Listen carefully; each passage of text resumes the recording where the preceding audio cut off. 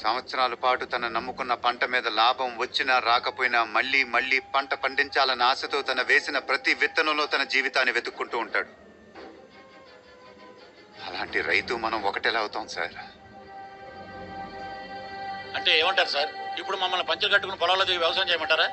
వ్యవసాయం అనేది పంచెలు కట్టుకుని పొలాల్లో దిగినంత ఈజీ కాదు sir. It's a beautiful relationship between man and earth.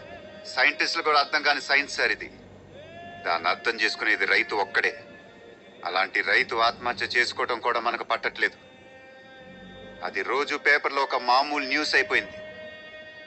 ఒక రైతు చనిపోతే దానివల్ల వచ్చే నష్టం ఏంటో కూడా మనకు తెలియట్లేదు. పండించేవాడు తగ్గిపోతున్నాడు, తినేవాళ్ళు పెరిగిపోతున్నారు.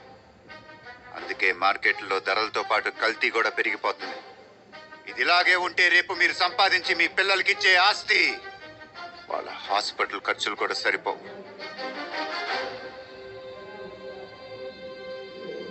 భూమి విలువ పెరిగిపోతుంది, రైతు విలువ తగ్గిపోతుంది. భూమి విలువ పెరిగిపోతుందని మనం బిల్డింగ్లు కట్టుకుంటూ పోతే మనం ఏం తిని బతుకుతాం? అందుకే ఏ రైతు తన కొడుకుని రైతుని చేయాలనుకోవట్లేదు. ఇప్పటికే మన జనరేషన్కి వ్యవసాయం ఏంటో తెలియదు. ఇంకా రాబోయే జనరేషన్స్కి వ్యవసాయం అనేది హిస్టరీ బుక్స్లో మిగిలిపోతుంది. ఒకప్పుడు రైతు ధైర్యంగా బతికేవాడు, కానీ ఇప్పుడు రైతు భయంతో బతుకుతున్నాడు. పంట వేయాలంటే నీళ్లుంటాయో లేదో భయం, నీళ్లుంటే పంట చేతికి వస్తుందో లేదో భయం, పంట చేతికి వస్తే దాన్ని ఎలా కాపాడుకోవాలనే భయం.